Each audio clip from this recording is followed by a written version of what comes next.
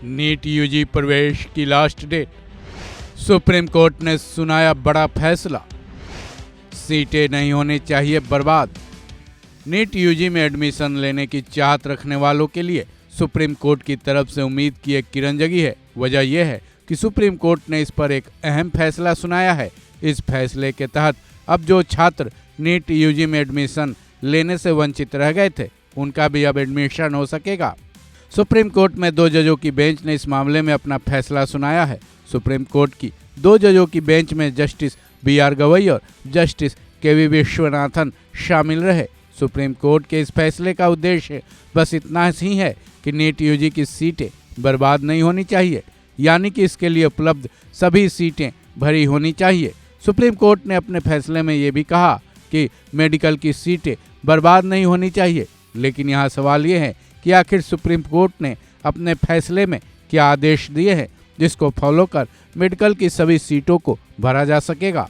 दरअसल supreme court की bench ने मेडिकल काउंसलिंग कमेटी को आदेश दिए हैं कि वो विशेष नीट यूजी काउंसलिंग आयोजित करे। इसके जरिए जो भी 5 दौर की काउंसलिंग के बाद सीटें खाली रह गई हैं, उनको भरे जाएं। सुप्रीम कोर्ट ने अपने फैसले में इस विशेष काउंसलिंग के लिए अंतिम तारीख भी तय कर दी है। सुप्रीम कोर्ट के फैसले के मुताबिक इसकी अंतिम तारीख 30 दिसंबर तक रखी गई है। अब 30 दिसंबर तक मेडिकल काउंसलिंग कमेटी के अधिकारियों को खाली सीटों को भरने के लिए नए सिरे से काउंसलिंग आयोजित करनी होगी, जो कि सुप्रीम कोर्ट के आदेशों का मुख्य हिस्सा है। सुप्रीम कोर्ट की 2 जजों की बेंच ने अपने फैसले में साफ तौर पर कहा कि विचित्र तथ्यों और परिस्थितियों को ध्यान में रखा गया है। साथ ही बेंच ने यह भी कहा कि जब देश डॉक्टर्स की भारी कमी का सामना कर रहा हो तो कीमती मेडिकल सीटें बर्बाद नहीं होनी चाहिए। इसलिए हम आखिरी मौके के तौर पर काउंसलिंग की तारीखों को बढ़ाने को इच्छुक हैं।